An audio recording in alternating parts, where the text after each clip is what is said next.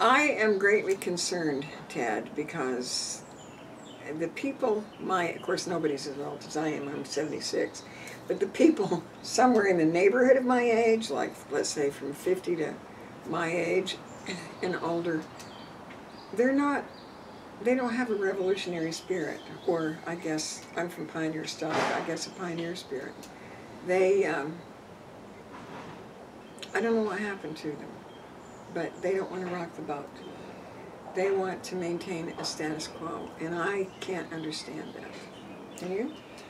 Well, yeah, because we had the biggest events in their life were a couple of big wars, really about 4, or 5, but it was also the Depression. And believe it or not, they feel like FDR got us got us out because we were united behind the feds at the time. So they feel like the major events in their lives have been they've really been kind of saved by becoming the one and agreeing to the federalization of more and more stuff. But can we go back to the Depression on that? I mean, I was born in 1939. So I'm at the very end of pre-war baby bust. Well, no, I'm at the very beginning of the war. Didn't start for us until 1941. I was born a month after Hitler invaded Poland, and we weren't in it yet. But I'm at the end of the time that they wrote the draconian federal rules, all of those laws they put on the books between 1933 and 1939. I'm at the end of that. So I don't know that my parents felt the same angst when I was a child as they did during the Depression period, when they were young adults and affected by it. I know my sister was born in '38, and my dad was still standing on the corner trying to go to work every day on that federal program. I love that. Well, and he worked, if the truck picked him up, he made 50 cents a day. And that was part of, I call it the CCC program, because that's how I remember it as a child, when I was told about it.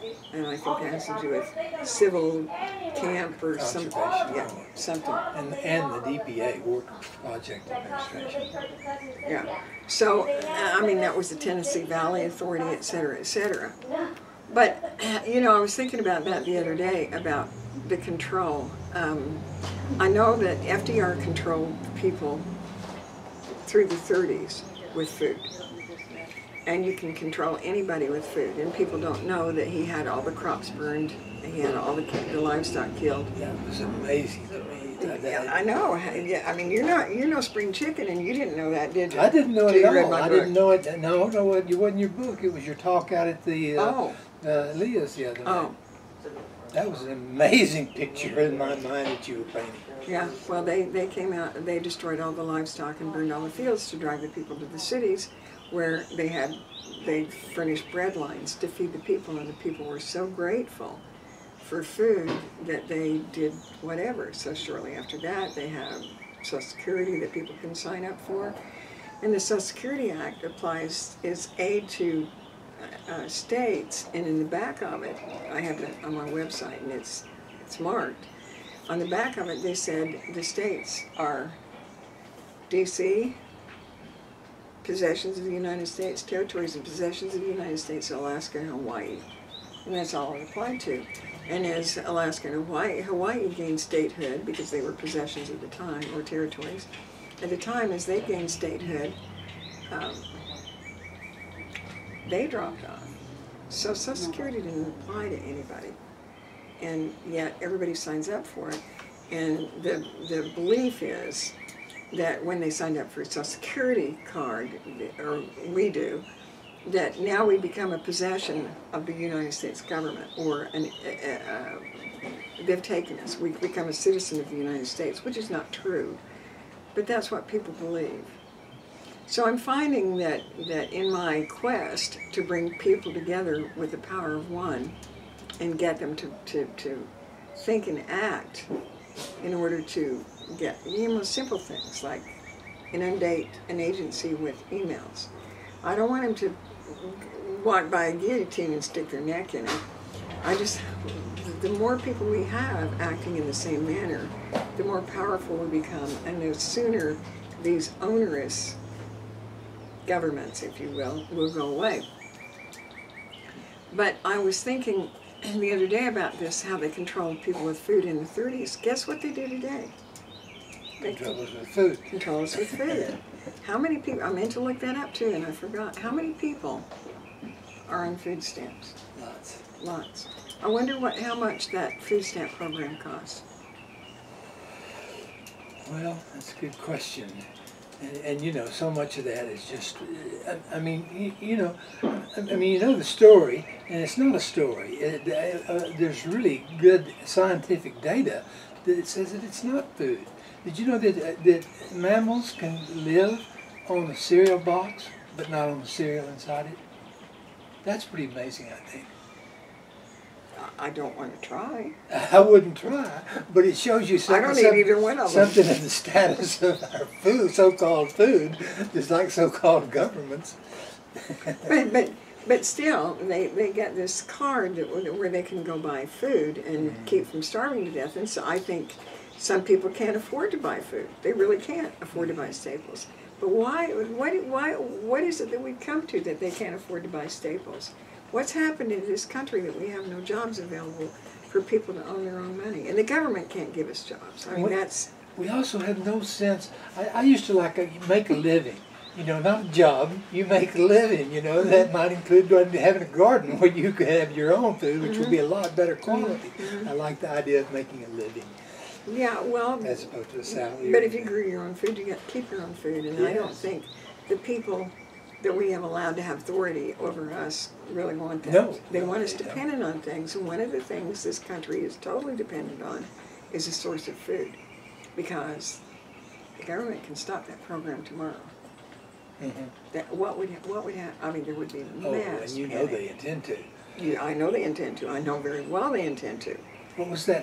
What was that thing they were going to turn 35 into the corridor, something corridor? Or that's the NAFTA corridor. Yes, we beat that. They didn't ever publicize that we beat it, but we did beat that. I was so because proud enough of people us. came together with one thought, and that was to stop the NAFTA corridor. Yeah, and 35 was all the way up to Canada. That's It right. was great farmland, you know. From Mexico to Canada, and they plow through all that farmland, which destroys even more. It's not exactly the same as going in and burning it. It's worse, because when they burn a crop, you can always replant. You can't replant on a highway. Real impermeable. Not real impermeable stuff. So I don't think people really stop to think when they go punch their Lone Star card. What if they turn this off tomorrow? What am I going to do? What am I going to do? I think about it. Well, they've made people dependent on their largesse. And that's a federal food stamp program, and they will turn it off. I promise you they will. Sure. And let's say that people come together as one and they start to rebel and have an effect. We'll show you. Of course, those won't be the ones, which brings me to the ones I believe will make the change. Yes. I believe the change will come not from people my age, because there aren't very many people my age out there beating on the box. I believe it will come from the Millennials. Those are the ones between 16 and 34 right now. And they really are remarkable young people. I don't know where. I may attribute too much wisdom to them. I don't know. But they don't really buy cars. They use Uber and Lyft. I mean, they use ride-sharing plans. And I heard the president of Lyft talking, and he said that to own a car is an expense equivalent to food or housing. And most cars are only used 4% of the time, so it's not economically feasible. So if one lives in a city or somewhere where they offer ride-sharing plans, they can just hail a cab and they'll be there in 5 minutes, which is quicker than you can park or find parking. So They do. They just have a different outlook, and so I'm hoping, I'm believing, that the millennials will master together and stop this. I think they just, the thing they need to understand is how we got here and why we should get out. Yeah, you've read my book, right? Okay, so did you know, I just simply outline the history of the United States to now, and I do it very succinctly. Are there things in there you didn't know about? Oh yeah. Yeah? Yeah. I mean, again, the most frightening was the New Deal thing where they just destroyed our foods. You know, that was amazing. That I didn't know, and you know, I didn't know the extent to which. Well, I didn't know, for example, that Abraham Lincoln had slaves. I didn't know that he had that agenda, and I didn't know that he pivoted during that time and was no longer going to implement the federalization process so much. There were a lot of things I didn't know that were significant. You didn't know the war between the states was really a takeover of states' rights. No. You thought it had to do with slavery. Oh yeah, but I had known that one a little bit longer than I had known most of them. I've watched them do their gun agenda, and try to turn everything into you know, all these black ops in which they're making guns the enemy and saying we've got to get control of guns. So you know, I began to realize probably at least a couple of decades ago, if not even 3 or 4, that was a bogeyman. You know, that the Confederate flag was a bogeyman for, you know, we've got to take away all your power. Oh, it's crazy! It's crazy. I mean, the Confederate flag. I mean, they're taking down statues of Southern leaders. I mean, that's a real history deal.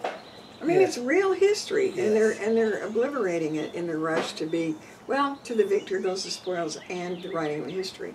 And I thought it was so interesting that because we didn't actually sign a peace treaty, you know, that they could keep on making it war and not have any responsibility of helping us gain what they had raped and pillaged and ruined. People don't understand that. The war between the states was, I'm not sure if it was ever really, well, it was declared when the North blew up its own cannon at Fort Sumter and blamed it on the South. Was very interesting. And it was Lee and Grant never. Lee didn't surrender to Grant. He rode away with his arms. They just came to a gentleman's agreement, and there was no peace treaty. So if there's a war, there has to be a peace treaty, and because to the victor go the spoils and all that rot. And the terms of the peace treaty are abided by, and there was no peace treaty for the war between the states. So the North can continue to pummel any state it wants to as a result, which leads me to the 17th Amendment that did away with states' rights and implemented a two-party system. Two-party system is really in the news these days, and I find it very interesting because the other day, my son listens to that stuff on the TV, and I sometimes catch phrases of it. But I heard him say the Republican parties, you know, people are unhappy with the Republican Party because they're going to jury rig the electorates or electors or whatever. And the guy said, well, what do you expect? The Republican and Democratic parties are nothing but private corporations. And I Yes. I mean, Now, wow. You may have said that aloud since then, but that I know that within the last 3 weeks that stunned me. I think you said something about it, but I hadn't realized that the Republican and Democratic Party were also corporations. Yeah, they're private corporations. They have an agenda. Once more, we're controlled by we are controlled by corporations. Yes. It's not governments, but corporate. We are controlled by corporations. Yes. And to think that the 17th Amendment technically, basically sets up a two-party system, and those two parties are private corporations. What kind of people are we to allow this? What kind of people are we to consent to this? What kind of people are we that we don't get educated and do something about it? I mean, surely we can't go along complacently and watch our children and our grandchildren and their children starve and be put in more bondage. We are in bondage, and obviously we wouldn't be if we didn't consent to it. And yeah, we're going to find a little friction along the way getting out of it. But who's got more? There are more of us than they are of them. A lot. But you know, I don't know. It's going to be a real interesting thing. And I love your idea about the millennials, but boy, they're so unsophisticated about it, about the power grab that's going on. You know, they really are. Well, I don't think they think that it matters to them, and it doesn't. I mean, you know, federal elections, what's that got to do with them? I mean, at least they've got that part right. Yeah. It has nothing to do with them. Well, it doesn't have anything to do with anybody. Not unless I'm a foreign government. Well, yeah, and of course, you know, particularly since they started using electronic voting machines. Oh, well, forget that. The fact that the votes are rigged and, you know, the ones that are supposed to win. But there are 85 million millennials. And if there's one group of people that I want to speak to, it's the millennials. I mean, they can save us. You can save us, millennials. You can band together and save us. It's really important because they have seen what's happened to their parents and their grandparents. They see that nobody owns houses. They see that. I mean, it's obvious to them. These people that are hanging on to a house and gonna lose it to property taxes. These young people can see that happening, and they don't want any part of it. They're not buying houses. They're not buying cars.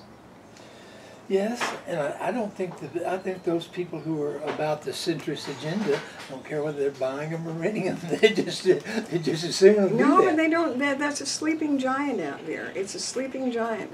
The talk shows in our time, you know, they exhort people to. They've done this to us, and they've done this to us, and